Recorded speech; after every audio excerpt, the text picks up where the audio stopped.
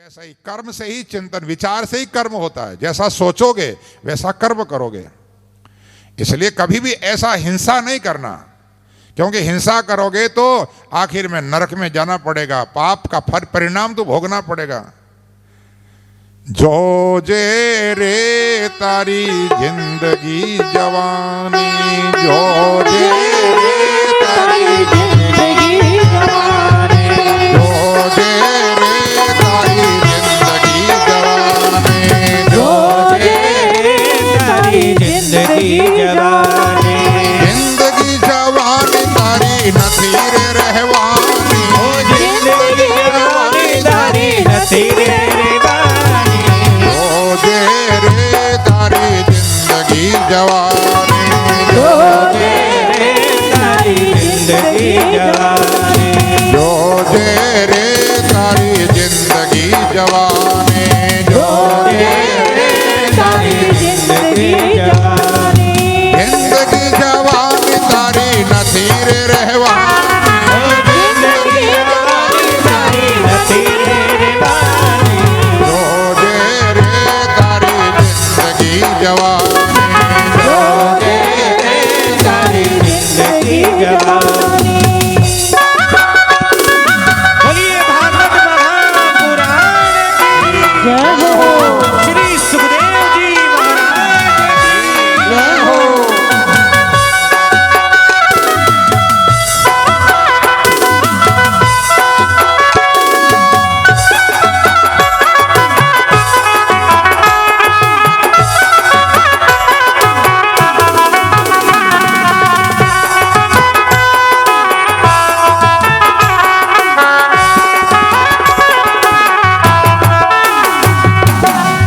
ચેતરે ચેતાનો કાળ માથે ઊભો છે, ચેતરે काल काले माथे उभो छे, ચેતરે ચેતાનો કાળ માથે ઊભો છે, ચેતરે चेताओ काल माथे उभो छे, ભક્તિનો ભાથું બાંધ છેલ્લો ફેરો છે, भक्तिनो भात बांध चेलो फेरो छे, ભક્તિનો ભાથું બાંધ છેલ્લો ફેરો છે, भक्तिनो भात बांध चेलो फेरो छे, પાલ પાલ જાય તારી લાખની જવાની, પાલ પાલ જાય તારી लाखनी जवानी, જોજે રે તારી જિંદગી જવાની, जो रे तारी जिंदगी जवानी, જિંદગી જવાની તારી નથી રે રહેવાની,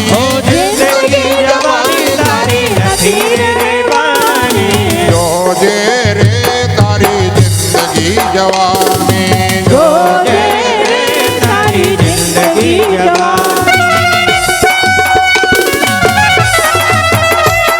बोलिए द्वारका नाथ की जय हो। श्री राम जी महाराज की जय हो।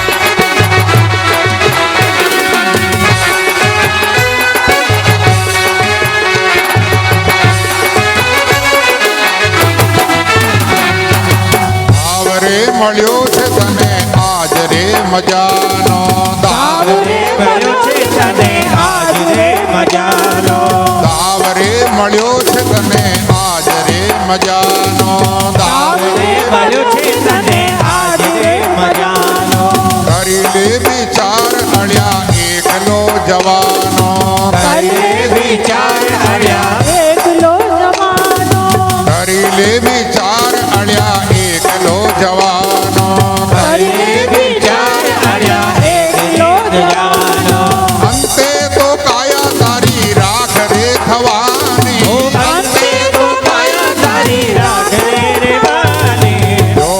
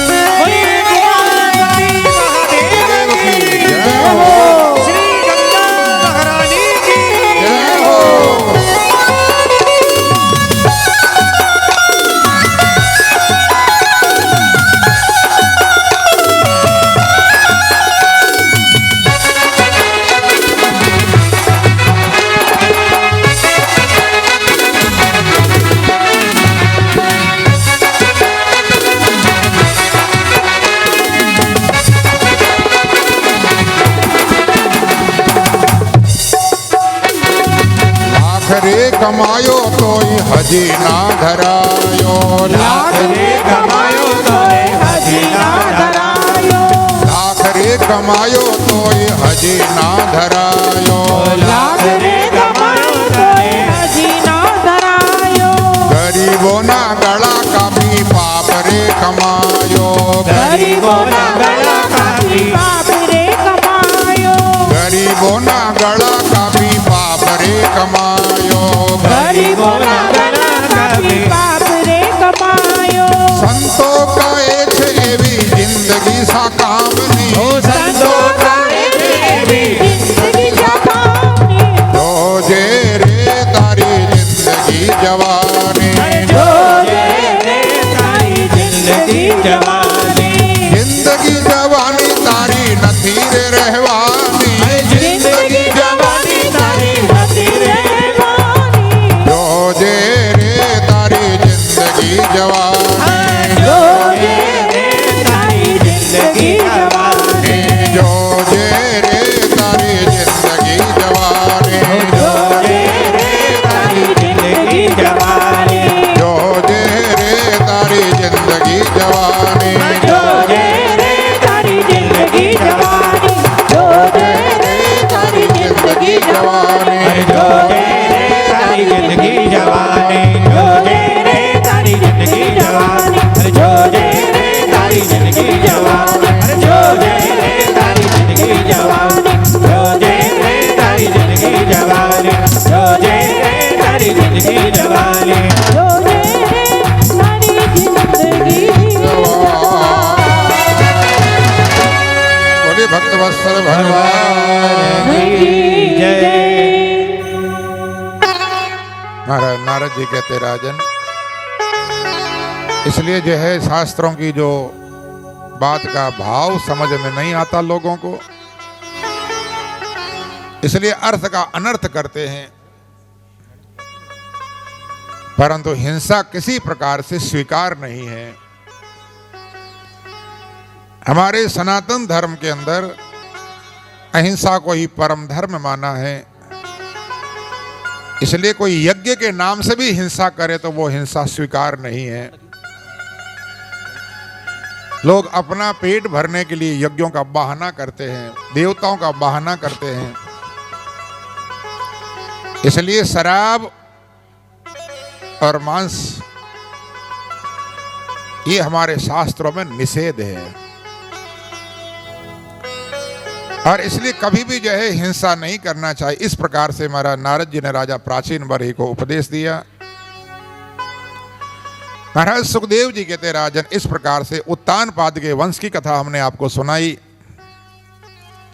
मनु जी महाराज के दूसरे पुत्र हुए प्रियव्रत।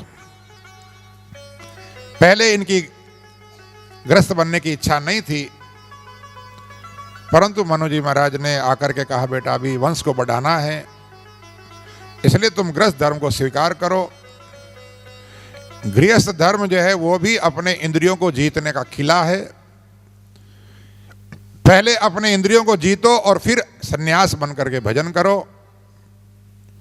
मनु जी महाराज के कहने से प्रियव्रत ने भी विश्वकर्मा की पुत्री के साथ में जो विवाह किया है और उसके द्वारा जो आग्निद्र नाम का पुत्र पैदा हुआ, जिनकी नाभि और नाभि के भगवान ऋषभ देव का अवतार हुआ। हमारे 8वें अवतार भगवान ऋषभ देव माने गए हैं।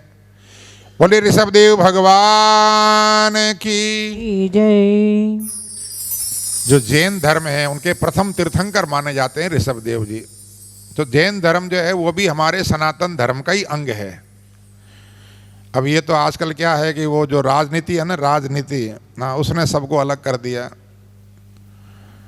राज अल्पसंख्यक के नाम से, क्योंकि राजनीति जो है वो सबको तोड़ने का काम कर रही है, सबको अलग कर दिया। बुद्धों को, नहीं तो बुद्ध भी हमारे 24 अवतारों में 23वें अवतार है बुद्ध, गौतम बुद्ध। तो आजकल तो बहुत ज़्यादा चल रहा है बस सनातन धर्म का विरोध करने के लिए, बोले बुद्ध बन जाओ, बौद्ध बन जाओ, बौद्ध बन जाओ। बौद्ध बन करके और वो सनातन धर्म के विरोधी बन रहे हैं।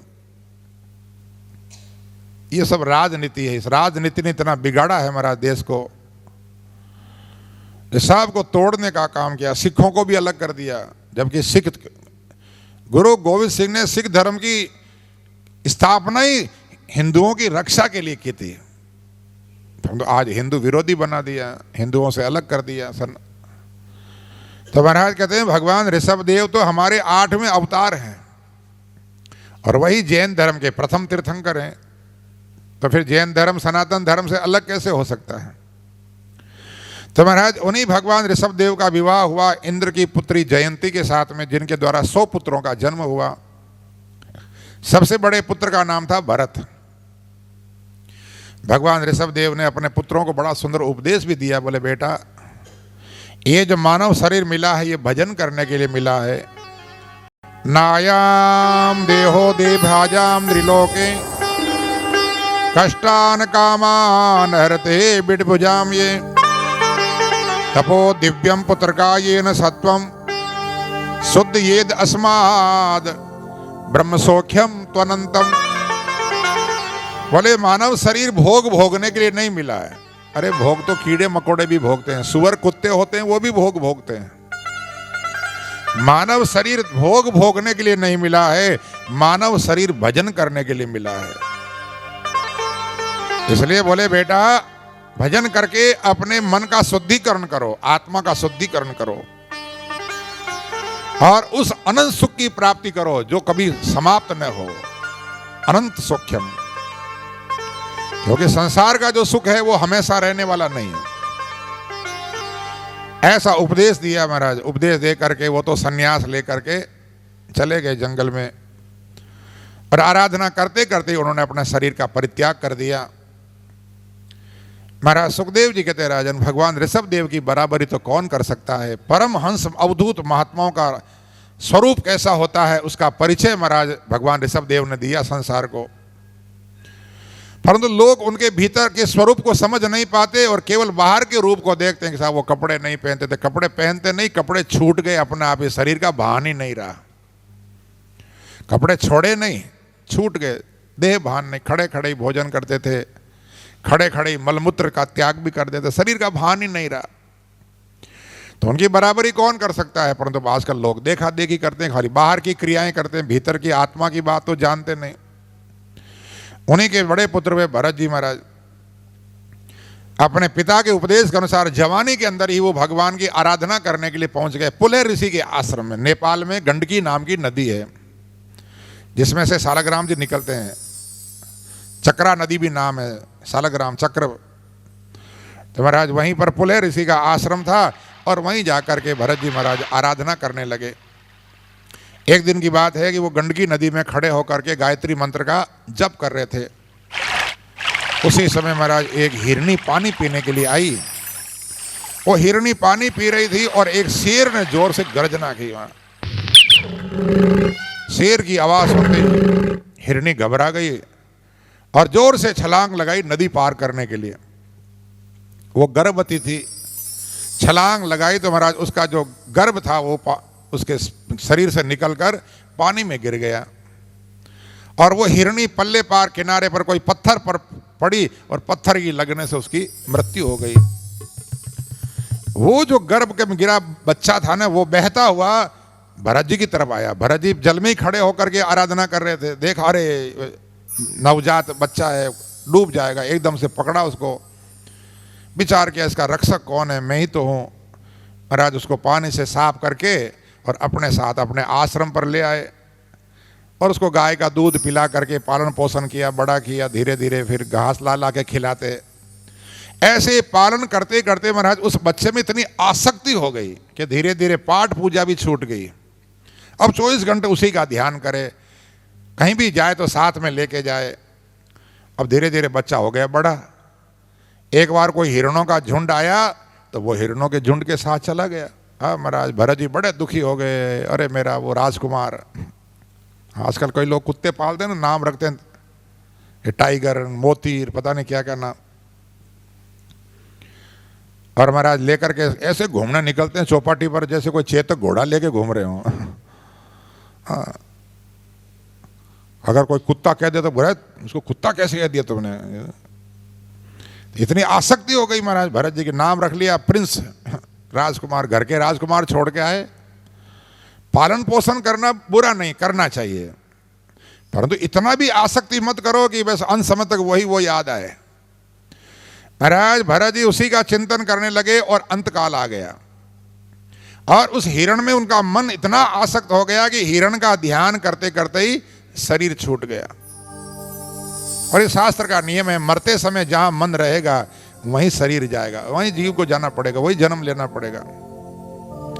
अगले जन्म में भरत जी को हिरण बनना पड़ा। महाराज हमारे भक्तमाल में कथा आती संतों की। महाराज बड़े अच्छे संत हुए अमरदास जी महाराज, तो उनके शिष्यों ने, उनकी आयु भी बड़ी अच्छी, 100 वर्ष पूरे किए उन्होंने। रघुनाथ जी का मंदिर था, पूजा करते थे, मारवाड़ की बात है।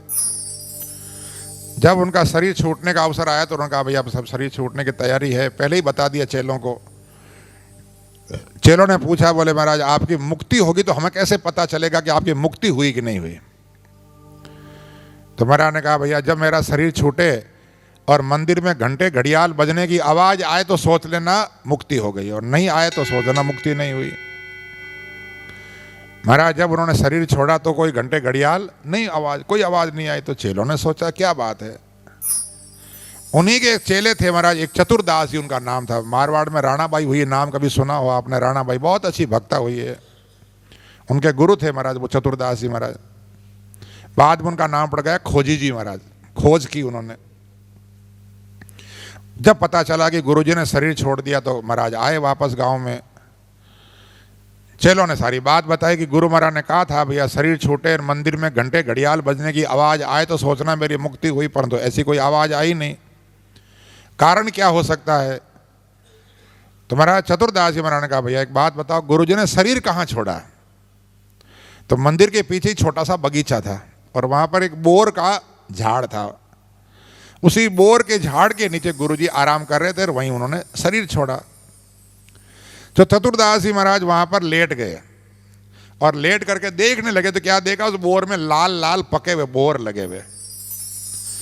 तो चतुरदास जी महाराज ने कहा भैया 2-4 ही बोर हैं लाल लाल, तोड़ो इनको। जब बोरों को तोड़ा, का फोड़ो इनको। जब फोड़ा तो देखा तो एक बोर में एक सफेद कीड़ा, लट होती कीड़ा, हवा लगी और हवा लगते ही वो तो कीड़ा मर गया। और जैसे ही मरा कि मंदिर में घंटे घड़ियाल बजने की आवाज आई। बोले बांके बिहारी लाल की जय। चेलों ने पूछा, बोले महाराज जब गुरुजी ने शरीर छोड़ा तब तो घंटे घड़ियाल नहीं बजे, और आज ये बोर को फोड़ने पर घंटे घड़ियाल बजे। चतुरदास जी महाराज बोले गुरुजी का मन रह गया बोर में, लेटे लेटे देख रहे थे ना बोर, तो बोर में कहीं मन रह गया कि मैं भी बोर भगवान को भोग लगा करके मैं भी प्रसाद लेता। वो जो मन में इच्छा रह गई बस। इसलिए देखो इतने भजन करने के बाद में भी महाराज जो है उनको कीड़ा बनना पड़ा। थोड़ी देर के लिए बने, भले कुछ समय के लिए, पर आखिर मुक्ति तो हो गई, परंतु वो जो मरते समय वासना रह गई मन में खाने की, भोग लगा के मैं भी प्रसाद लेता, तब महाराज उनका नाम पड़ गया खोजी जी महाराज। खोज की उन्होंने, तो वही चतुरदास जी महाराज फिर खोजी जी के नाम से प्रसिद्ध हुए मारवाड़ में। तो कहने का भाव यह है कि देखो महाराज हमारे संतों ने कहा है कि भरत जी महाराज का मन हिरण में रह गया तो उनको हिरण बनना पड़ा। एक संत ने कहा भैया जरा विचार करो, हिरण में मन रहने से भरत जी को हिरण बनना पड़ा, और जो लोग कुत्ता पालते अगर कुत्ते में मन रह गया मरते समय तो क्या बनना पड़ेगा? हाँ गली गली में फिरेंगे फिर व्यव व्यव करते हुए। एक मृगा के संग ते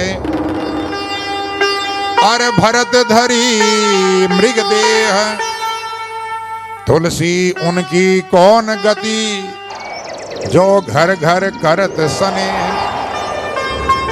तुलसीदास जी महाराज कहते हैं एक मृगा के संग से भरत धरी मृग देह, एक हिरण का मृग का संग करने से भरत जी को हिरण बनना पड़ा।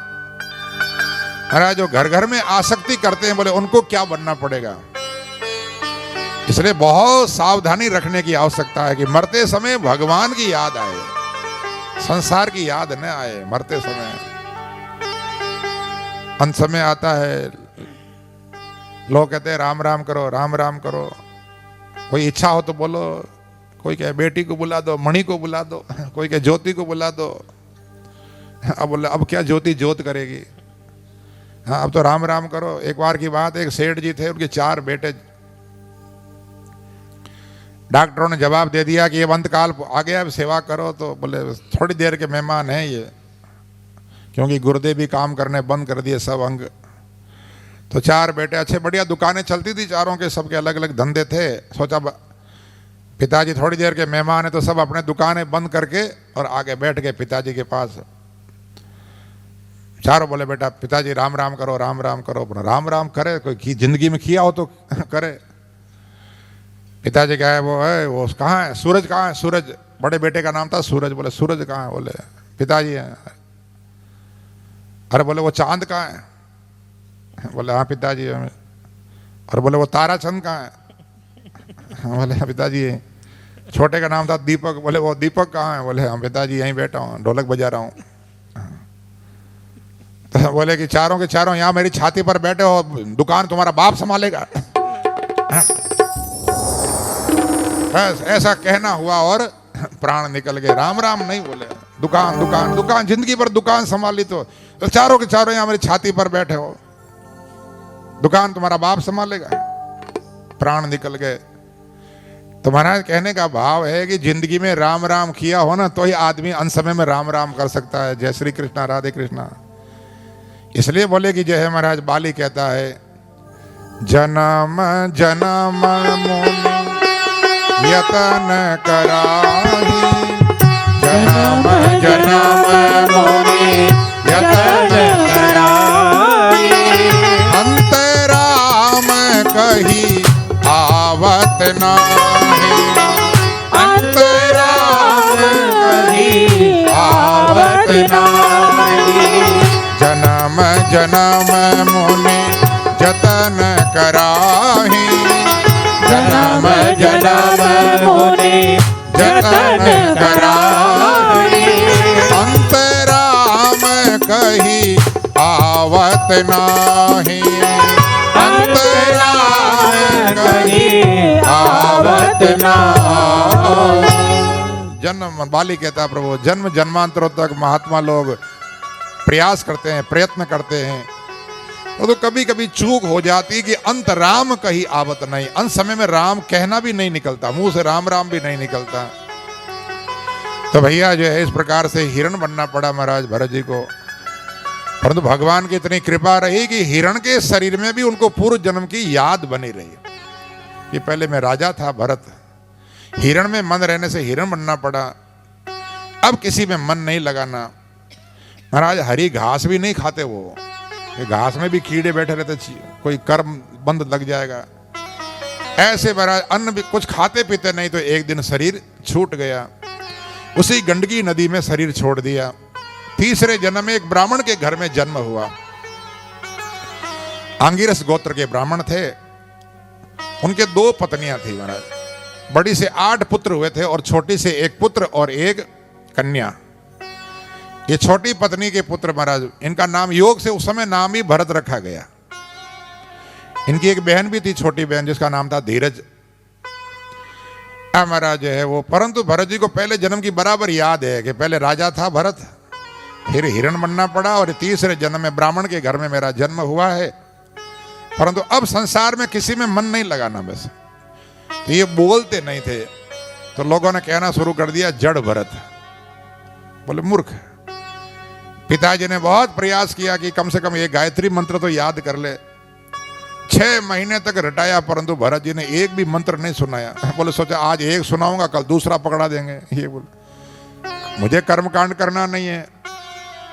पर थे तो महान ज्ञानी, परंतु लोग उनको मूर्ख कहते थे, जड़ भरत जड़ भरत।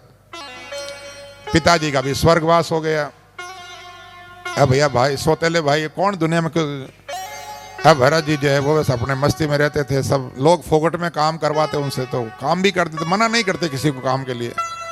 भगवान की कृपा से शरीर भी बड़ा हट्टा कट्टा था। एक बार की बात है, भाइयों ने सोचा गांव वाले सब फोकट में काम कराते हैं, अपने काम कराओ ना, खेत में ले चलो इसको। भरत जी को खेत में ले गए, बोले यहाँ क्यारियां बनाओ। भरत जी को ज्ञान ही नहीं क्यारी कैसे बनाई जाती है, कभी बनाई नहीं। कहीं तो गड्ढे खोद देते, कहीं मिट्टी का ढेर लगा देते।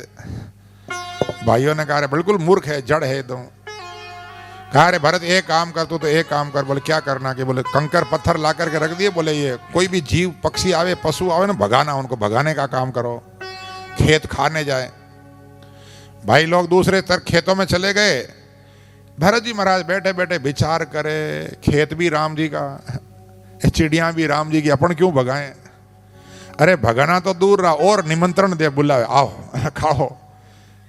अरे राम जी की चिड़िया राम जी का खेत, राम जी की चिड़िया राम जी का खेत, और चिड़ियों भर भर पेट, और चिड़ियों भर भर पेट। राम जी की चिड़िया राम जी का खेत, राम जी की चिड़िया राम जी का खेत, और चिड़ियों भर भर पेट, और चिड़ियों भर भर पेट। राम जी बनावन हार राम जी खिलावन हार, राम जी बनावन हार राम जी खिलावन हार, राम जी बनावन हार राम जी खिलावन हार, राम जी बनावन हार राम जी खिलावन हार। राम ने बनाया है ये खेत, राम ने बनाया है ये खेत, राम जी की चिड़िया राम जी का खेत, राम जी की चिड़िया राम जी का खेत, और चिड़ियों भर भर पेट, और चिड़ियों भर भर पेट, अरे खाओ चिड़ियों भर भर पेट, और चिड़ियों भर भर पेट। बोलिए अनंत श्री दरियाव जी महाराज की जय हो, श्री राम जी महाराज की जय हो।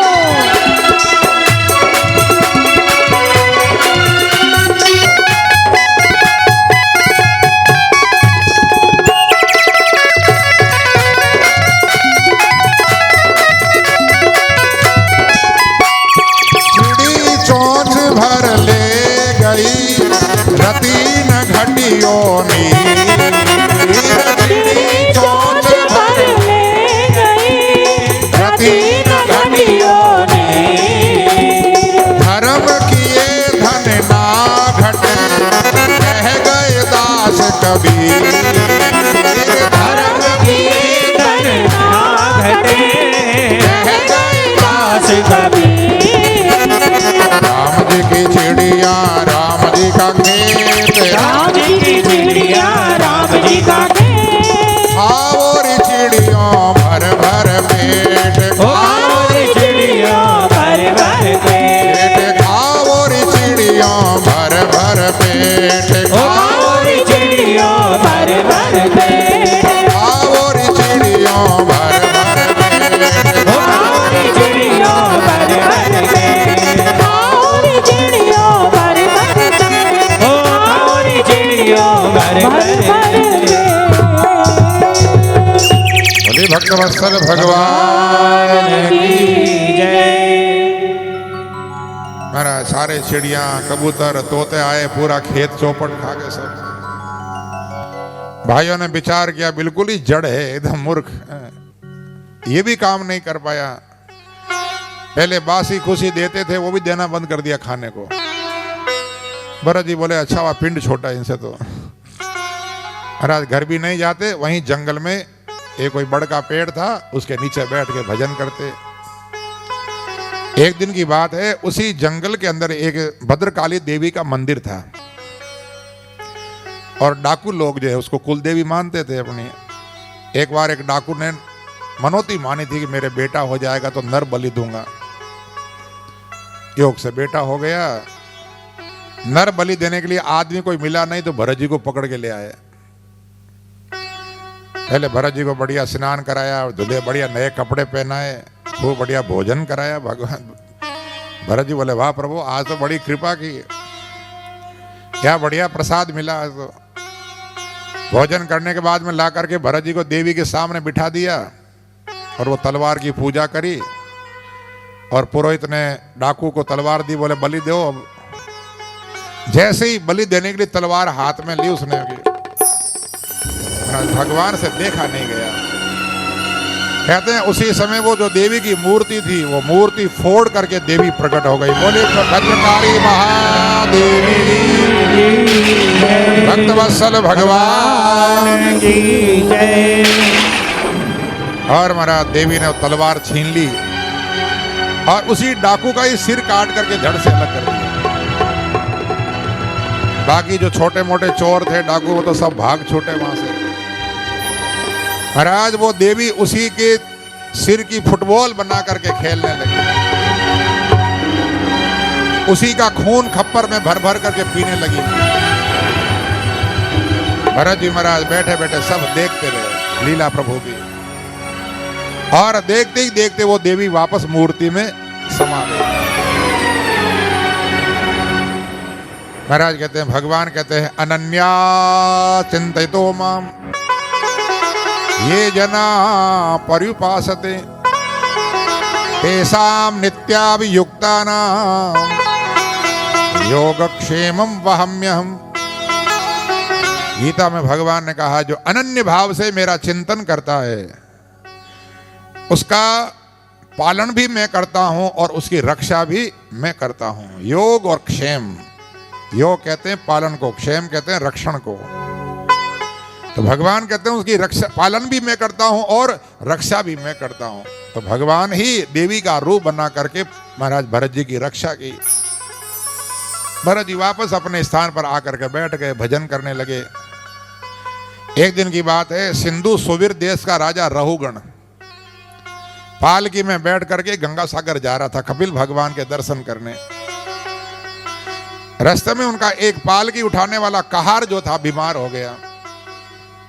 तो कहा, रे भैया दूसरा कोई कहार लेके आओ, सेवक लेके आओ। देखा जंगल में और कोई मिला नहीं, भरत जी बैठे थे।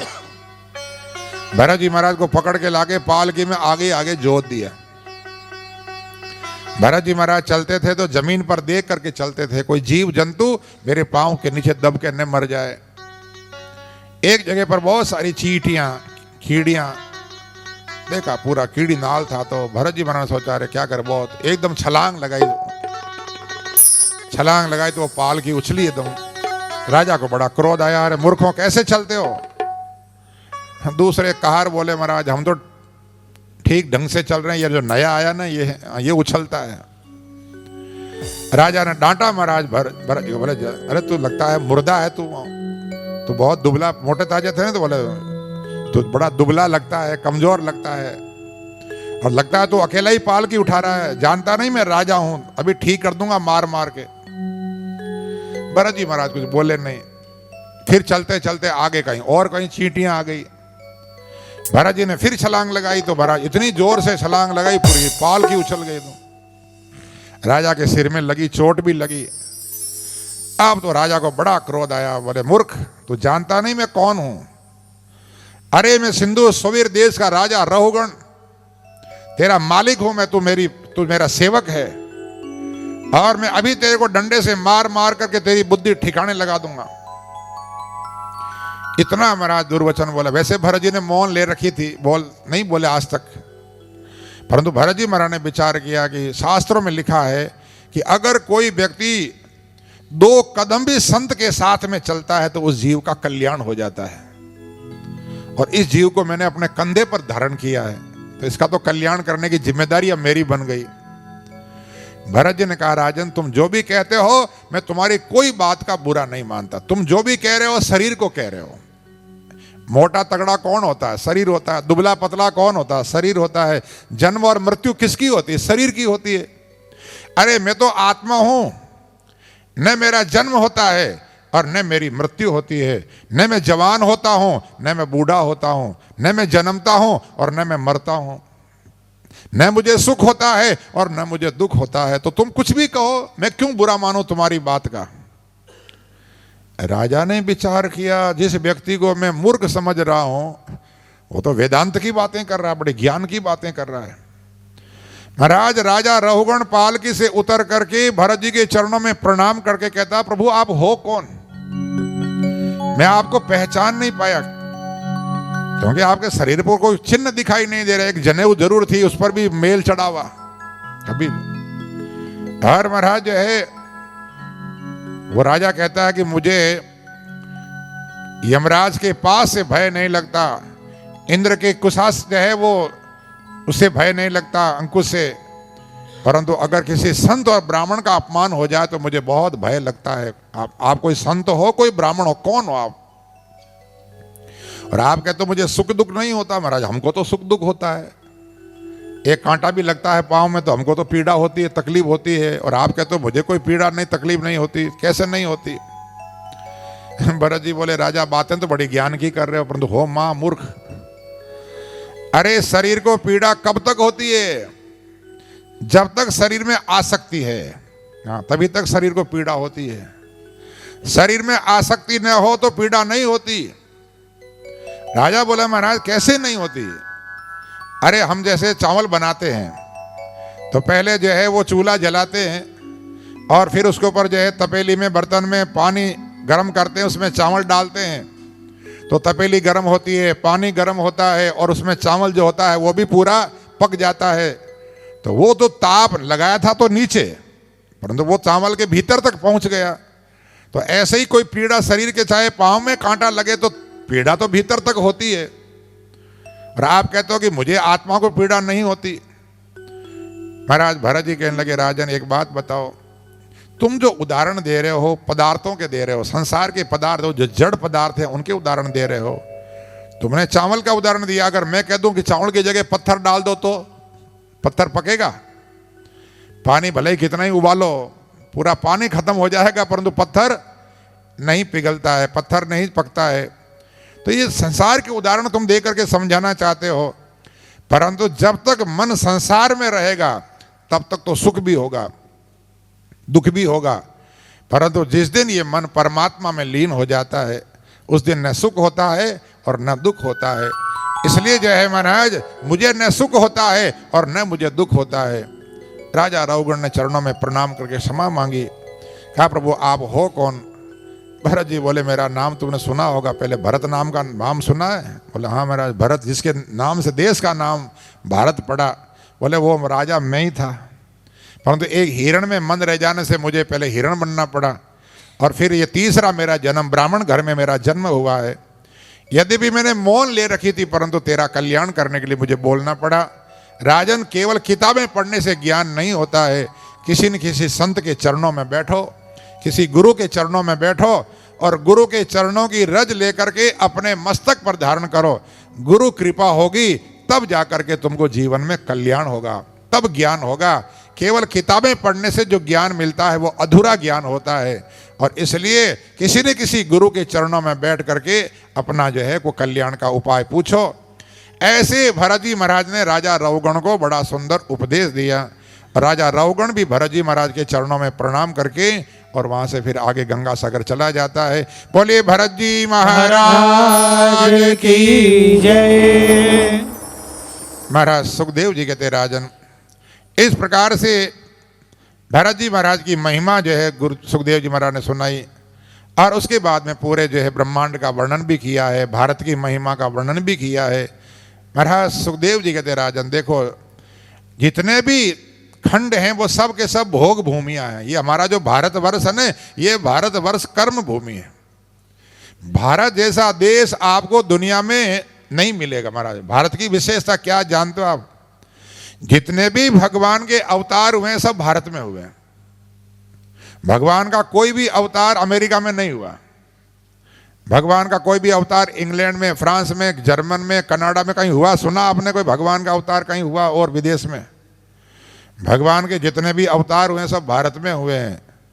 महाराज देवता भी तरसते हैं, देवता भी भगवान से प्रार्थना करते हैं प्रभु ये भारत में जन्म लेने वाले लोग कितने भाग्यशाली हैं कि महाराज जहां पर स्वयं भगवान अवतार लेकर के पधारते हैं। अहो अमेशाम किमकारी शोभनम प्रसन्न ऐसाम सुदत स्वयं हरि ये जमन लब्धम नृसुभारता जिरे मुकुंद सेवोपकहिम स्पृहान। महाराज देवताओं को भी मन में इच्छा होती है कि हमारा भी भारत में जन्म हो, मनुष्य के रूप में जन्म हो, क्योंकि यहाँ पर भगवान स्वयं मनुष्य अवतार लेकर के पधारते हैं। कभी राम बन करके आते हैं, कभी श्याम बन करके आते हैं, कभी वामन बन के आते हैं, कभी नरसिंह बन करके आते हैं। इसलिए बोले देवता लोग भारत में जन्म लेने के लिए तरसते हैं। किसी ने कहा महाराज भगवान के अवतार भारत में क्यों होते हैं? हम लोग तो विदेश में जाने के लिए तरसते हैं कि हम बाहर जाएं, कहीं विदेश में नौकरी करें, विदेश में धन बहुत है, परंतु भगवान की भक्ति जो है वो तो भारत में ही है। एक संत ने बड़ा सुंदर कहा कि जरा विचार करो, ये पूरा विश्व क्या है? परमात्मा का शरीर है। अपना शरीर होता है ना, हाथ है, पाँव है, ये सब मिलकर के शरीर बनता है। ये सिर आदि सब अंग है, अलग अलग है। ये आँख है, ये कान है, ये नाक है, ये मुंह है, ये सब अंग। तो बोले कि महाराज जरा विचार करो, ये पूरा संसार भगवान का शरीर है। अगर मान लो हाथ खराब हो जाए, हाथ में कोई बीमारी हो जाए, कभी कभी हो जाता, कैंसर जैसे बीमारियां हो जाती है तो हाथ कटवाना पड़ता है। अगर मान लो हाथ कट भी जाए तो शरीर तो चलता है। अगर पाँव कट जाए कभी किसी बीमारी के कारण एक्सीडेंट में तो भी शरीर चलता है, नकली पाँव लगा ले, नकली हाथ लगा ले। आँख अगर खराब हो जाए, अंधा हो जाए तो बिना आँख के भी चल सकता है शरीर, बिना कान के भी, बिना सुने भी शरीर चल सकता है, बत्ती सी न रहे तो भी शरीर चल सकता है। मतलब एक बात बताओ, हार्ट फेल हो जाए तो, अगर किसी का हार्ट फेल हो जाए फिर शरीर चलेगा? तो बोले कि ये भारत क्या है जानते हो? ये हृदय है, पूरे विश्व का हृदय है भारत। और उस भारत में आप जानते हो हृदय की धड़कन क्या है? प्राण। प्राण है वो हृदय की धड़कन है। तो भारत है प्राण, भारत है हृदय, और उसका प्राण क्या है? धर्म। ये धर्म की धड़कन भारत में धड़क रही है, और पूरे विश्व में धर्म फैलाने वाला भारत है महाराज, धर्म का ज्ञान देने वाला भारत है। और इसलिए महाराज अगर पूरे विश्व को ज्ञान दिया है तो भारत ने दिया है। तो ये जब तक धर्म की धड़कन हमारे भारत में धड़क रही है तब तक ये पूरा विश्व ठीक ढंग से चल रहा है। और जिस दिन ये धर्म की धड़कन बंद हो गई उसी दिन देख लेना पूरा विश्व ठप हो जाएगा, प्रलय हो जाएगा। इसलिए बोले कि महाराज भगवान के अवतार हृदय में होते हैं, क्योंकि भगवान ने गीता में कहा है कि मेरा निवास कहाँ है। भगवान कहते हैं ईश्वर है सर्वभूतानाम हृदयेषु अर्जुन तिष्ठति, ब्राह्मण सर्वभूतानि यंत्रारूढ़ानि माया। जैसे मशीन को कौन चलाता है, यंत्र को कौन चलाता है? बिजली। इसी प्रकार से परमात्मा हमारे हृदय में विराजमान होकर के और हमारे पूरे शरीर को चला रहा है, पूरे विश्व को परमात्मा ही चला रहा है। इसलिए भारत ही विश्व गुरु है महाराज, भारत को ही विश्व गुरु की पदवी मिली हुई है। ठीक है, अब अपने ज्ञान को अपन भूल गए।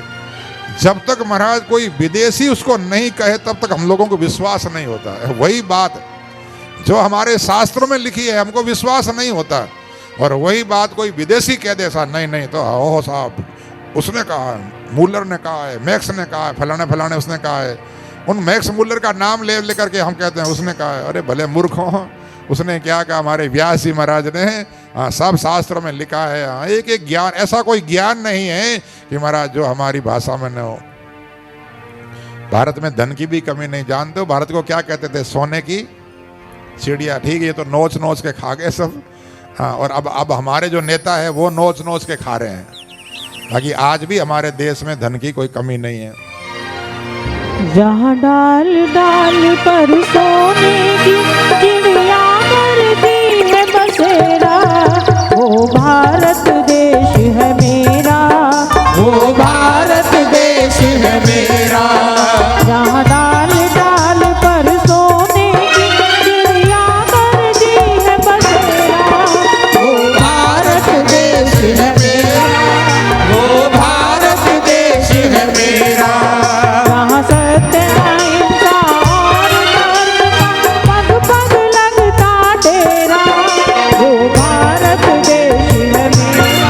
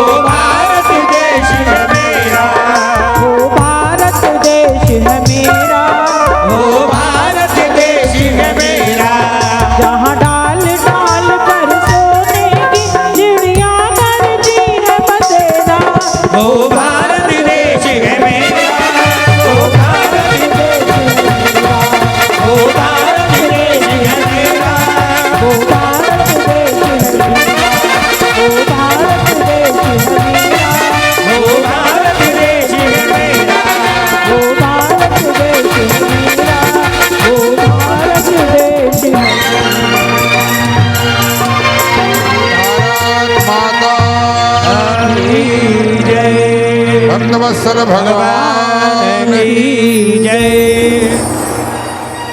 महाराज सुखदेव जी कहते राजन, भारत जैसा देश दुनिया में नहीं है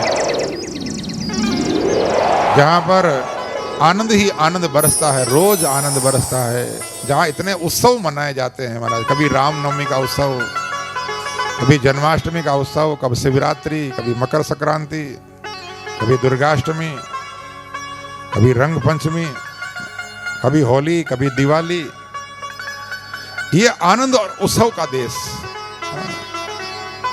बोले कि महाराज न यत्र वैकुंठ कथा सुधा पगा, न साधवो यत्र भागवता दाश्रया। बोले जहां पर भगवान की कथा रूपी अमृत न हो, जहां पर संत न हो, जहां पर स्वाहा स्वाहा यज्ञों की आवाज न आती हो, ऐसा देश स्वर्ग भी हो तो भी नहीं रहना वहां। इसलिए भारत तो स्वर्ग से भी महान है। ये देवता लोग भी कहते हैं हमारा भारत में जन्म हो, तरसते हैं देवता। और इसलिए महाराज भारत कर्म भूमि है। जैसा कर्म करोगे वैसा फल पाओगे। सत्कर्म करोगे तो स्वर्ग आदि मिल जाएगा, पुण्य लोक, ऊपर भगवान का धाम मिलेगा। 3 प्रकार के स्वर्ग का वर्णन महाराज सुखदेव जी ने किया। एक तो दिव्य स्वर्ग है जहां इंद्रादि देवता रहते हैं।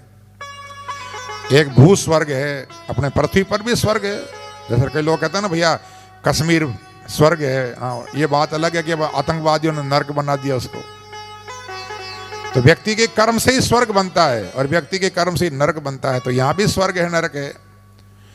एक तीसरा बिल स्वर्ग होता है, पाताल लोक। ये अमेरिका आदि है ना, सब ये पाताल में आते हैं। हाँ ये भी स्वर्ग ही है, वहां सुख है। तो इस प्रकार से 3 प्रकार के स्वर्गों का वर्णन किया, 28 प्रकार के नरकों का वर्णन किया है महाराज।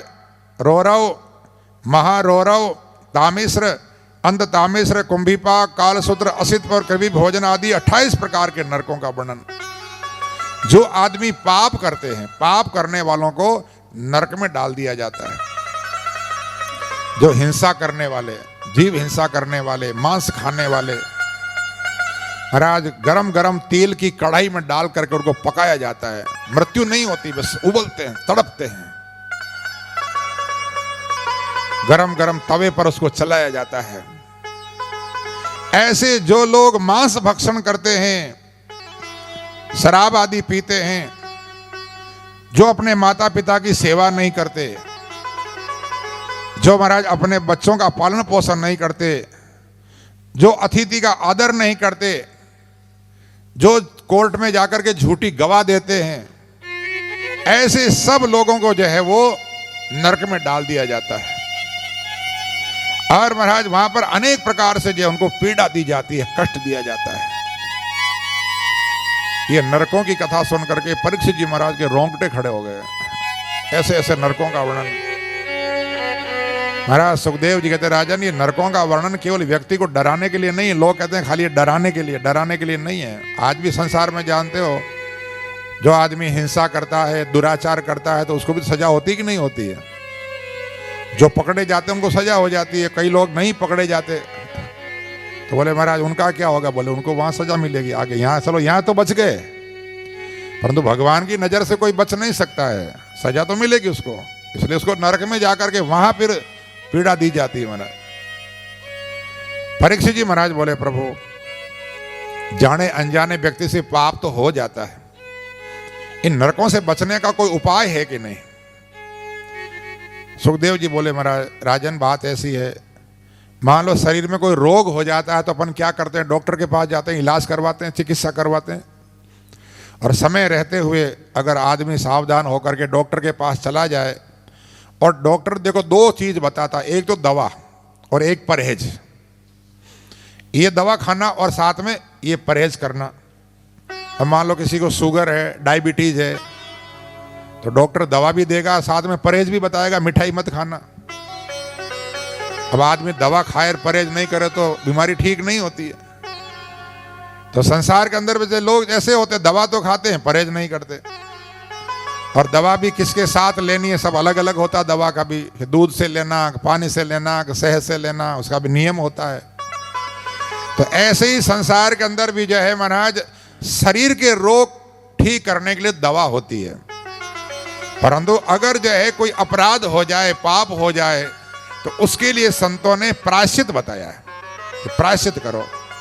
तो प्रायश्चित क्या है? अनेक प्रकार के प्रायश्चित हैं। व्रत करो, उपवास करो, तीर्थ यात्रा करो, और साथ में दवा क्या है? भगवान का भजन करो, नाम, राम नाम की गोलियां खाओ, कृष्ण नाम की गोली खाओ, राधा नाम की गोली खाओ, दवा खाओ, भजन की तो दवा खाओ, और परहेज करो, साथ में प्रायश्चित करो कि आगे से गलती नहीं करेंगे, प्रायश्चित करो।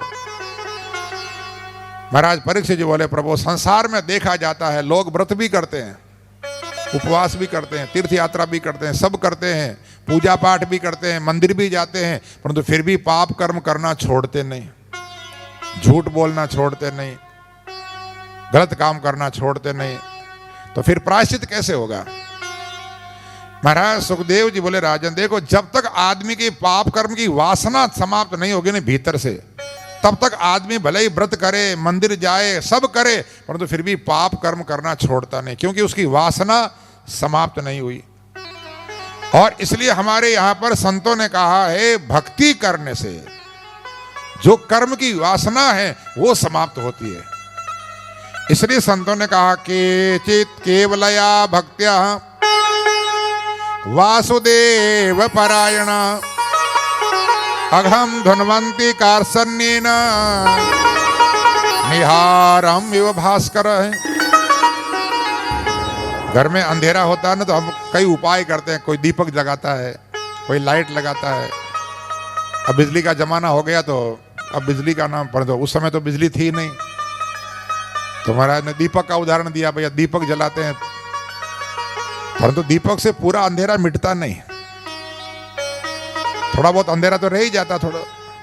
परंतु वही अगर सूर्य भगवान प्रकट हो जाए, तो सूर्य भगवान के प्रकट होते ही सारा अंधेरा गायब हो जाता, कहीं अंधेरा नहीं रहता।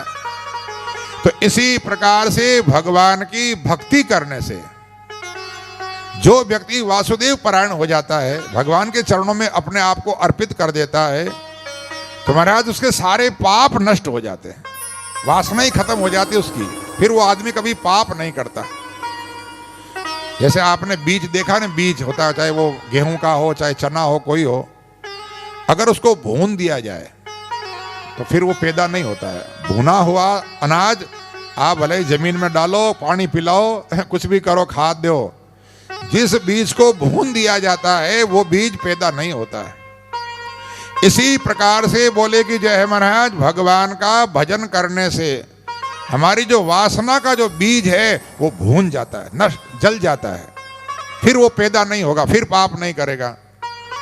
और भगवान के नाम में इतनी शक्ति है, क्या बताएं आपको।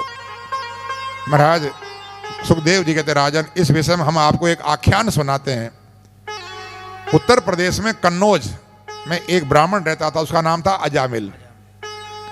और महाराज वो बड़ा अच्छा जो है कर्मकांडी ब्राह्मण था। एक बार उसके पिता ने कहा, बेटा जाओ जंगल में से कुछ समिधा पुष्प लेके आओ। वो समिधा पुष्प लेने के लिए जंगल में गया, तो महाराज उसने जंगल में क्या देखा, एक वेश्या को देखा, और किसी शूद्र आदमी के साथ में वो विहार कर रही थी। परंतु उस वेश्या की सुंदरता को देख करके वो इतना आसक्त हो गया कि वो समिधा लाना भूल गया, पुष्प लाना भूल गया, सब घर पे गए ही नहीं। और वो वेश्या जब उससे मिलकर के घर जाने लगी, तो वो भी वेश्या के पीछे पीछे उसकी हवेली में चला गया, और महाराज बहुत सारा धन दे करके वेश्या को प्रसन्न कर लिया, और वेश्या के ही वहां रहने लग गया वो। और वेश्या के यहाँ रहते रहते महाराज उसने सब अपना धर्म कर्म छोड़ दिया, चोरियां भी करता, जीव हिंसा भी करता, मांस भी खाता, मदिरा भी पीता, सब पाप कर्म करने लग गया। और महाराज उस वेश्या से उसको 10 संतान हुई, 10 बेटे हुए। एक बार की बात है कि कहीं से संतों की मंडली आई हरिद्वार से ही कहीं जा रही थी, तो कन्नौज आया, रास्ते में तो रात पड़ रही थी, बोले भैया चलो ठहरो यहीं। तो चौराहे पर पूछा, भैया कोई ब्राह्मण का, कोई वैष्णव का घर है यहाँ पर? तो आप जानते हो चौराहे पर कैसे लोग बैठे रहते, ज्यादा करके ऐसे ही उदंड लोग थे। तो कहा, हाँ हाँ महाराज, हमारे यहाँ पर अजामिल बड़े वैष्णव हैं, ब्राह्मण हैं, जाओ आप उनके घर पर, आपका बड़ा आदर सत्कार होगा। बेचारे ब्राह्मण संत लोग थे, भोले भाले, आगे पूछा भैया कहाँ है ब्राह्मण देवता। अजामिल तो घर पर था नहीं, वो वेश्या थी। सोचा कोई उनके पूर्व के कोई परिचित होंगे, तो बोले महाराज अभी आते हैं, थोड़ी देर बैठो आप। अब जो है वो महात्मा लोग बैठ गए, बैठे बैठे भगवान का कीर्तन भजन करे। इतने में अजामिल आ गए। बोले बाबा लोग कहाँ से आ गए आज? बोले आपके बारे में पूछ रहे हैं, जाओ पूछो आप ही कौन है, मुझे क्या मालूम। तो वो अपने जो है जा करके पूर्व जन्म का कोई संस्कार था, जाके संतों के चरणों में प्रणाम करके बोले महाराज कहाँ से पधारे? अरे बोले भैया हम हरिद्वार से आए हैं और कुछ संतों का स्वागत करो, कुछ भोजन वोजन की व्यवस्था करो। महाराज वो अजामिल कहने लगा प्रभु मेरे घर का अन्न आपके लायक नहीं है, क्योंकि ये वेश्या का घर है और हम तो मांस मदिरा का सेवन करने वाले लोग। अरे बोले भले आदमी, ब्राह्मण होकर के ये कर्म करते हो, है? कुछ भजन पूजन नहीं करते, ब्राह्मण का शरीर मिला है, ये काम करने के लिए थोड़ी मिला है। बोले महाराज अब मैं तो इतना, मेरी बुद्धि इतनी खराब हो गई कि अब मैं भजन भजन कुछ नहीं होता। महात्माओं ने विचार किया भैया अब इसके घर में आए हैं तो कुछ कल्याण का उपाय तो करें। महात्माओं ने कहा अजामिल एक बात बताओ, तुम्हारे संतान कितनी है? बोले 10। बोले सबके नामकरण हो गए? बोले हाँ एक का बाकी है अभी। तो एक काम करो, हमारा कहना मान करके उसका नाम नारायण रख लो। अजामिल बोला महाराज मैं अपने बेटे का नाम नारायण रखूं कि नालायक रखूं? आपको क्या मिलेगा? अरे बोले नालायक तो तुम बन ही गए हो, हमारा कहना मानो, हमारे इष्ट का नाम नारायण है और तुम अगर हमारा कहना मानोगे जाओ भगवान तुम्हारा कल्याण करेंगे, बस हमारी इच्छा है। तो उन महात्माओं के कहने से अजामिल ने अपने छोटे बेटे का नाम नारायण रख लिया। और महाराज जो है वो महात्मा तो चले गए अपने आगे। अब जो है वो अपने धीरे धीरे उसकी आयु हो गई बड़ी, 88 वर्ष की उम्र हो गई। अभी उसका अंतकाल आया, यमदूत आए लेने के लिए और यमदूतों को देखते ही महाराज वो घबरा गया एकदम से। जो वो नारायण जो बच्चा था ना पास में खेल रहा था, उस बच्चे की तरफ देख करके जोर से चिल्लाया नारायण बचाओ, नारायण बचाओ, नारायण बचाओ, नारायण बचाओ।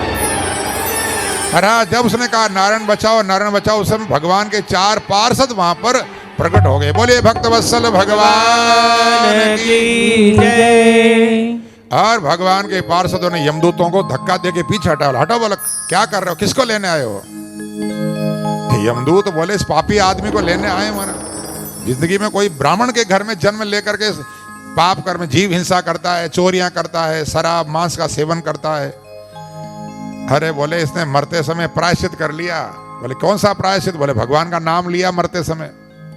गीता में भगवान ने कहा अंत काले च मामेव स्मरण मुक्त्वा कलेवरम यह प्रयाति संबंध भावम याति न संशय। अंतकाल मरते समय जो मेरा नाम ले लेता है वो मेरे ही स्वरूप को प्राप्त करता है, भगवान ने गीता में कहा है। अरे बोले महाराज कोई भगवान का नाम नहीं लिया, इसने तो बेटे का नाम लिया। भगवान के पार्षद कहने के किसी भी बहाने लिया हो, नाम तो भगवान का है। अरे साकेत्यम परिहास्यम वा स्तोभम हेलनमेव वा बेकुंड नाम गृहण अशेष अगहरम परम। बोले बेकुंड नाथ भगवान का नाम लेने से सारे अघों का पापों का नाश होता है। तो नाम तो भगवान का है ना, नारायण नाम किसका है? अरे नाम अच्छा अब मान लो मैं अपना नाम नारायण रख लूं तो क्या मैं नारायण हो जाऊंगा? ये तो पहचान के लिए रख लिया नाम, बाकी नाम तो भगवान का है। गोविंद, माधव, जो भी नाम है, जितने भी परमात्मा के नाम है, तो भगवान के नाम। इसलिए हमारे यहाँ पर पहले बच्चों के नाम भगवान के नाम पर, देवियों के नाम पर बच्चों के नाम रखते थे कि किसी भी बहाने भगवान का नाम निकले। बच्चे को बुलाएंगे तो भगवान का नाम निकलेगा। तो महाराज इसलिए बोले भगवान के पार्षदों ने कहा कि नाम तो भगवान का है, चाहे बहाना बेटे का हो, इशारा भले ही बेटे का हो, परंतु नाम तो भगवान का लिया है। जाओ अपने महाराज धर्मराज से पूछना नाम की महिमा। यमदूतों को भगा दिया भगवान के पार्षदों ने। अजामिल सब ये घटना देख रहा था पड़ा पड़ा। महाराज उसने जो है मस्तक झुकाया और भगवान के पार्षदों के चरणों में प्रणाम किया और उसी समय भगवान के पार्षद भी अंतर ध्यान हो गए। अजामिल ने विचार किया अरे मैंने संतों का कहना मान करके बेटे का नाम नारायण रख लिया तो आज मैं नरक में जाने से बच गया महाराज, नहीं तो आज नरक में जाना पड़ता, यमदूत मारते हुए ले जाते। फिर तो महाराज अजामिल को ज्ञान हो गया और वहां से हरिद्वार आया और यहीं हरिद्वार में गंगा के किनारे बैठ करके 12 बरसों तक उसने भगवान के नाम का जप किया। और फिर भगवान उसको लेने के लिए विमान भेजा और अजामिल विमान में बैठ करके भगवान के बैकुंठ धाम को प्राप्त करता है। बोले चार भुजा नाथ की जय, बांके बिहारी लाल की जय। महाराज सुखदेव जी कहते राजन, ये है भगवान के नाम की महिमा। अजामिल ने केवल अपने बेटे के बहाने नाम लिया और वो नरक में जाने से बच गया। इसलिए भगवान के जो भाव से नाम लेते हैं महाराज, उनकी तो महिमा क्या बताएं। प्रेम से जो भगवान का नाम लेते हैं तो उनके सारे कर्म के बीज जल करके भस्म हो जाते हैं, उनकी वासना खत्म हो जाती है। इसलिए केवल भगवान की भक्ति को ही सबसे बड़ा प्रायश्चित बताया है। जो व्यक्ति भगवान की भक्ति करता है उसको कभी नरक में नहीं जाना पड़ता। इस प्रकार से बोले कि महाराज सुखदेव जी कहते राजन, आगे चल करके उन्हीं के वंश में दक्ष हुए, प्रचेता के पुत्र दक्ष हुए हैं। और उन्हीं के वंश में आगे चल करके एक वृत्रासुर भी, त्वष्टा नाम के ऋषि के द्वारा वृत्रासुर, क्योंकि जो है इंद्र ने एक बार बृहस्पति जी का अपमान कर दिया था और महाराज त्वष्टा के पुत्र विश्वरूप को अपना पुरोहित बनाया। परंतु विश्वरूप के जो मामा थे वो दैत्य कुल के थे, तो वो जब आहुति देते थे ना तो एक बार तो देवताओं को देते थे और एक बार दैत्यों को बलि देते। स्वाहा स्वाहा। इंद्र ने सुना कि ये तो राक्षसों को, मेरे शत्रुओं को, तो इंद्र को बड़ा क्रोध आया और उन्होंने तलवार लेकर के विश्वरूप के मस्तक, 3 मस्तक थे, एक मस्तक से अमृत पीते थे, एक मस्तक से सुरापान करते थे, एक मस्तक से अन्न भोजन करते थे। तो महाराज वो तीनों ही 3 पक्षी बन गए। एक तो तीतर होता है, एक कबूतर होता है और एक कलविंग नाम का पक्षी होता है जिसके सिर पर कलिंगा होता है। ऐसे 3 पक्षी बने। परंतु महाराज इंद्र को ब्रह्म हत्या का पाप लगा और यज्ञों के द्वारा जो है वो पाप का निवारण हुआ है। फिर त्वष्टा को बड़ा क्रोध आया कि इसने जो है मेरे पुत्र को अपना पुरोहित बनाया और उसकी हत्या करी। तो त्वष्टा ने कि यज्ञ किया और यज्ञ में क्या बोलते थे, इंद्र शत्रुहो विवर्धस्व, इंद्र शत्रुहो विवर्धस्व, इंद्र का शत्रु पैदा हो, बढ़े। परंतु सज्जनों देखो, हमारे जो वैदिक मंत्र होते हैं ना, वैदिक मंत्र में 3 स्वर होते हैं, उदात, अनुदात और स्वरित। आपने ब्राह्मणों को देखा होगा कि जब वेद मंत्र बोलते हैं तो उनका हाथ भी चलता है, तो वो स्वर के हिसाब से हाथ चलता है कि इस स्वर को उदात बोलना है, अनुदात बोलना है कि स्वरित बोलना है। और इसलिए बोले कि जो है उसके हिसाब से हाथ चलता है। और अगर स्वर में गलती हो जाए तो मंत्र का अर्थ बदल जाता है। इसलिए वैदिक मंत्रों का अधिकार हर व्यक्ति को नहीं दिया है, क्योंकि वैदिक मंत्र बहुत ही ज्ञान होना चाहिए, आपको स्वर का ज्ञान होना चाहिए। अगर स्वर में गलती हो गई तो मंत्र का अर्थ बदल जाएगा। तो करना क्या था, शत्रु शब्द को उदात्त करना था और इंद्र शब्द को अनुदात्त करना था। परंतु महाराज त्वष्टा इतने बड़े वेद के ज्ञाता होते हुए भी उनसे गलती हो गई। इंद्र शब्द को तो कर दिया उदात्त और शत्रु शब्द को कर दिया अनुदात। इंद्र को जोर से बोलते, इंद्र शत्रुहो विवर्धस्व, इंद्र शत्रु। अब अर्थ क्या हो गया, इंद्र के हाथों मरने वाला शत्रु पैदा हो। अर्थ उल्टा हो गया। चाहते थे कि इंद्र को मारने वाला शत्रु पैदा हो, परंतु अर्थ स्वर बदल गया तो अर्थ भी बदल गया। और अर्थ क्या हो गया कि इंद्र के हाथों मरने वाला शत्रु पैदा हो। तो महाराज वृत्रासुर पैदा हुआ और उसको जो है वो इंद्र ने फिर क्या युद्ध किया। तो इंद्र घबरा गया देख करके, भगवान के पास गया, बोले प्रभु बड़ा भयंकर शत्रु आया, क्या करें, ये मरता नहीं।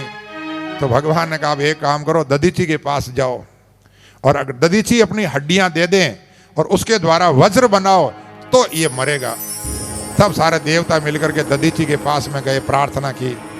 दधीची ने कहा चलो ठीक है, शरीर एक दिन तो छोड़ना ही पड़ेगा, अगर परोपकार में काम आता है तो कोई बात नहीं। दधीची भगवान का ध्यान करते हुए अपना शरीर छोड़ देते हैं और उन्हीं की हड्डियां लेकर के विश्वकर्मा ने वज्र बना करके तैयार किया और उसके द्वारा युद्ध में महाराज जो है इंद्र ने युद्ध हुआ है। वर्णन आता है कि युद्ध के मैदान में भी महाराज वृत्रासुर भगवान का ध्यान करता है भगवान की प्रार्थना करता है, भगवान से प्रार्थना करता, प्रभु मैं जो है मुझे कोई स्वर्ग की कामना नहीं है, मुझे कोई मोक्ष की कामना भी नहीं है। न नाक पृष्ठम न पारमेष्ट्यम न सार्वभौमम न रसाधिपत्यम न योग सिद्धि पुनम भरम वह समंजसत्वाम वरही एकांक्षे। बोले महाराज न मुझे स्वर्ग की इच्छा है, न मुझे मोक्ष की इच्छा है, और न मुझे कोई एक छत्र राज्य की इच्छा है। ऐसे मेरे तो मन में विरह का ऐसा भाव पैदा कर दो कि मैं आपसे मिलने के लिए व्याकुल हो जाऊं। देखा आपने अजात पक्षा इव मातरम खगा, पक्षी के छोटे छोटे बच्चे होते ना, जब पक्षी कहीं दाना चुगने जाते हैं तो महाराज वो बच्चे कैसे अपने माँ बाप को याद करते, छोटे छोटे बच्चे च्यों च्यों च्यों च्यों करते रहते हैं अपने घोंसले में। इसी प्रकार से बोले कि महाराज जैसे गाय चरने गई हो और गाय का बछड़ा देखा आपने कि गाय का बछड़ा शाम के समय जब गाय के समय आने का समय होता है तो महाराज वो बछड़ा अपने माँ से मिलने के लिए कैसे तड़पता है। प्रभु ऐसे ही मेरे मन में ऐसा विरह पैदा कर दो कि मैं आपसे मिलने के लिए व्याकुल हो जाऊं। ऐसी प्रार्थना महाराज युद्ध के मैदान में करते हुए वो इंद्र के साथ में युद्ध करता है, और उसी समय इंद्र ने वो वज्र छोड़ दिया और उसी वज्र के द्वारा महाराज वृत्रासुर का वध हो जाता है। और जैसे ही वृत्रासुर का वध हुआ कि देवता लोग बाजे बजा बजा करके भगवान का जय जयकार करते हैं। बोले भक्तवत्सल भगवान की जय, सुखदेव जी महाराज की जय। तो महाराज जो है वृत्रासुर का उद्धार हुआ, क्योंकि भगवान का ध्यान करते करते शरीर छोड़ा तो भगवान के स्वरूप में लीन हो गया, मुक्ति हो गई। परीक्षित जी महाराज ने पूछा, प्रभु ये वृत्रासुर तो असुर है और इसको भी अंत समय में भगवान की याद बनी रही। युद्ध के मैदान में भगवान की याद आना बहुत बड़ी मुश्किल बात होती है। जब एक बात बताओ, आपके पड़ोसी से लड़ाई हो जाए तो भगवान याद आते हैं? जब पड़ोसी से लड़ाई करते हो कभी तो भगवान याद आते हैं?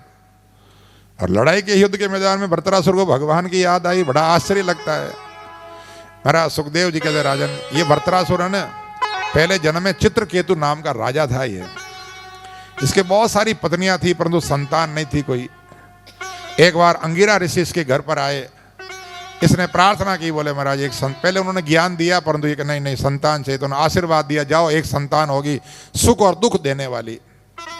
महाराज उन्होंने प्रसाद दिया तो छोटी रानी थी कृतद्युति, उसको प्रसाद दिया तो वो गर्भवती हुई, एक बेटा हुआ। आप जानते हो कि बेटा हुआ तो वो ज्यादा प्रेम करने लगा छोटी रानी से, तो दूसरी रानियों को ईर्षा हो गई, बोले इसके बेटा हुआ हमारे नहीं हुआ। तो सब रानियों ने ईर्षा में मिलकर के और उस बेटे के मुंह में जहर डाल दिया।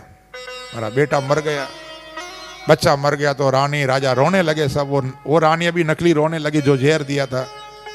सारे महल में विलाप होने लगा। उसी समय महाराज अंगिरा ऋषि नारद जी को लेके आए।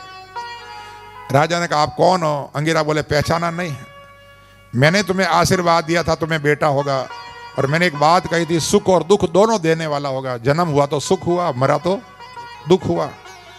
अरे भैया संसार में कोई किसी का नहीं, ऐसे ही संसार में लोग अपने कर्मों से आते हैं और कर्म पूरे हो जाते हैं तो छोड़ के चले जाते हैं।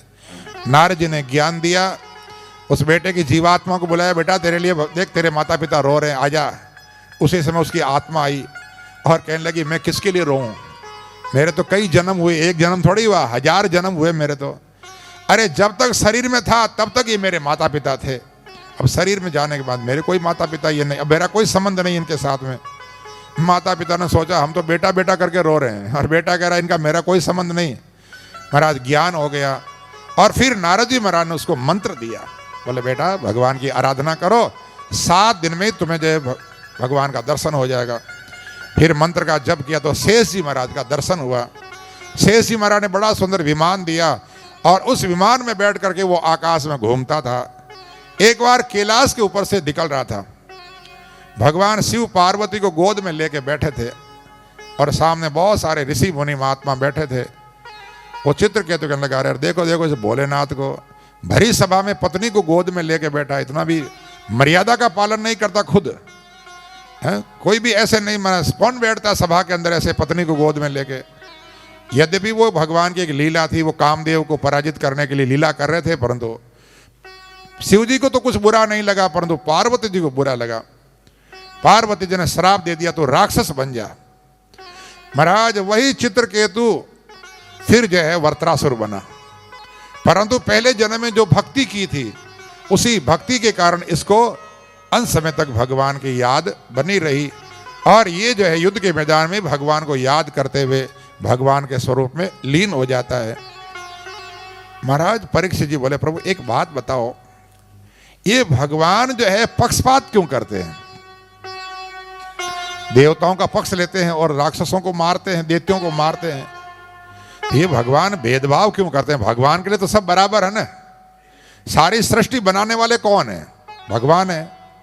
तो देवताओं को भी भगवान ने बनाया, दैत्यों को भी भगवान ने बनाया, राक्षसों को भी भगवान ने बनाया, तो भगवान के लिए सब बराबर होने चाहिए। भगवान देवताओं का पक्ष लेते हैं और दैत्यों को राक्षसों को मारते हैं, तो ये भेदभाव भगवान क्यों करते हैं? महाराज सुखदेव जी कहने लगे, राजन भगवान भेदभाव नहीं करते, ये तुम्हारी गलत धारणा है। भगवान भक्तों की रक्षा करते हैं, और भक्तों के बीच में कोई बाधक बनता है तो भगवान उसका उद्धार करते हैं। अगर भगवान का विरोध होता दैत्यों से तो हम आपको एक आख्यान सुनाते हैं कि भगवान के लिए कैसे दोनों बराबर हैं। हमने आपको पहले कथा सुनाई थी कि भगवान ने जब वराह अवतार लिया था तो उस समय एक हिरण्याक्ष नाम का राक्षस भगवान से युद्ध करने आया था और भगवान ने उसका उद्धार किया था। उसी हिरण्याक्ष का बड़ा भाई था हिरण्यकश्यप, और उसने विचार किया कि विष्णु ने जो है वो वराह अवतार लेकर के मेरे भाई को मारा, तो मैं अपने भाई की मौत का बदला लूंगा। तो महाराज वो भगवान से विरोध करने लगा और उसने जाकर के ब्रह्मा जी की तपस्या की, और ब्रह्मा जी की तपस्या करके ब्रह्मा जी से वरदान मांगे, दिन में मरो नहीं, रात में मरो नहीं, घर में मरो नहीं, बाहर मरो नहीं, जमीन पर मरो नहीं, आकाश में मरो नहीं, जल में मरो नहीं, थल में मरो नहीं, अस्त्र से मरो नहीं, शस्त्र से मरो नहीं, सूखे से मरो नहीं, गीले से मरो नहीं, ऐसे दुनिया भर के वरदान जो जो उसको याद आए। बोले ब्रह्मा जी आपकी सृष्टि के किसी प्राणी से मरो नहीं, मनुष्य से मरो नहीं, पशु से मरो नहीं, देवताओं से मरो नहीं, दानव से मरो नहीं, ऐसे दुनिया भर के वरदान मांग लिए। ब्रह्मा जी बोले तथास्तु, जा, सारे वरदान दिए। उसने सोचा मैं तो अमर हो गया, अब तो कोई मुझे मार ही नहीं सकता। अब महाराज वो भगवान से विरोध करने लगा। उसी के 4 बेटे थे, हलाद, अनुहलाद, संलाद और प्रहलाद। प्रहलाद इस छोटे थे सबसे, परंतु गुणों में सबसे बड़े थे।